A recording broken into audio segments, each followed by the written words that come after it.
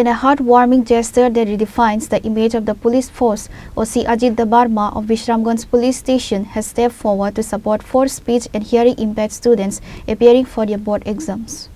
The officer visited the homes of Sadia Akhtar, Dipur Dabarma, Viswanath Dabarma and Sonali Saha. OC Ajit Dabarma provided them with essential study materials, including 40 high-quality pens and notebooks, along with nutritional items like Horlicks and fresh foods to ensure they stay healthy during the exams.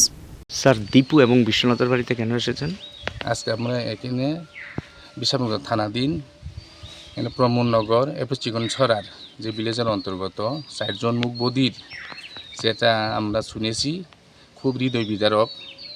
তাদের বাড়িতে আমি খুব দূরে আমি যাওয়ার পরে এই 4 জনের যে মুখ বধির, সে কথা বলতে পারে না, কানও এনে শুনে না, সে কারণে তার বাবার সাথে অভিভাবকের সাথে আমি কথোপকথন আমি বলার পরে দেখি যে একজনের নাম হচ্ছে মাধ্যমিক যে ক্যান্ডিডেট সাদিয়া আক্তার আর বিশ্বনাথ দেববর্মা, আর 12-এর যে ক্যান্ডিডেট হচ্ছে স্টুডেন্ট যেটা 2 জন দীপু দেববর্মা এবং সোনালী সাহা।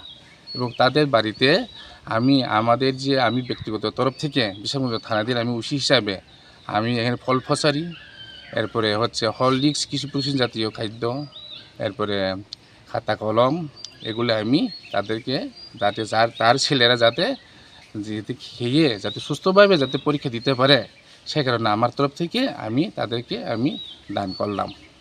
এবং পাশাপাশি এটাই আমি অনুরোধ করব, তারা খুব ট্যালেন্টেড স্টুডেন্ট, তারা খুব দিন দরিদ্র, তথাপি তারা জীবনের সঙ্গে লড়াই করে, যাতে তারা জীবনের সাথে লড়াই করে তারা পরীক্ষার এখানে অবতীর্ণ হবে, পরীক্ষায় তারা বসবে।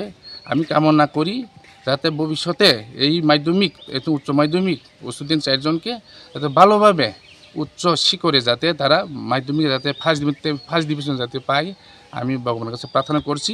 আর ভবিষ্যতেও যাতে তাদের পড়াশোনার ব্যাপারে অথবা অন্য কোনো ব্যাপারে আমাকে যদি সাহায্য চান, আমি তাদেরকে সবসময় তাদের পাশে থাকব, সারা জীবন তাদের পাশে আমি থাকব, এই বলে আমি। Reporter Jivan from Vishalgarh, Chinikhora.